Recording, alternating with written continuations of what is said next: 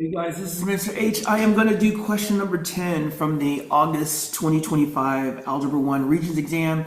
My students didn't do very well on this one. Again, to me, this is just one of those where you're going to graph this and find the intersection. Now, basically, one of the things I've told you is that whenever you see an equal sign on the exam, especially in the multiple choice, that usually means you can graph it and see what it gives you. So we have a quadratic on the left, we have a linear on the right. Now, what you could do is you could move the linear part over here, and then you could use the quadratic formula to solve this.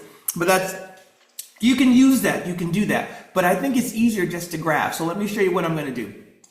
First thing, I'm going to make this into two functions. I'm going to put this part over here into F1. I'm going to put this part into F2. And basically what I'm going to do is I'm going to create a quadratic function and I'm going to create a linear function. And just like we did in one of the videos before, we're just going to see where they intersect. So let's do it. So from here, we're going to grab the graph and we're going to type the left-hand side of the equation, 3x squared. And that's going to be a quadratic. All right, and then we're going to press tab, and then we're going to enter the second function, or the right-hand side as a second function, and it's going to be a linear function. And that's what we got here. Now, just like we did in the other question, it looks like this one it has two intersections, but we need to find both. So I'm going to do menu 44. I'm going to zoom out.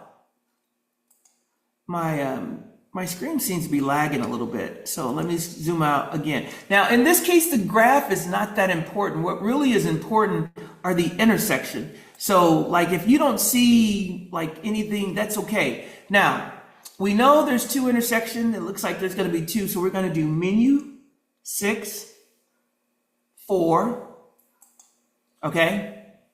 And we're going to start on the left-hand side, and we're going to go until we see the word intersection. Boom, there it is. So my first intersection is at 0, 0. All right, now, we're going to do menu 64 again.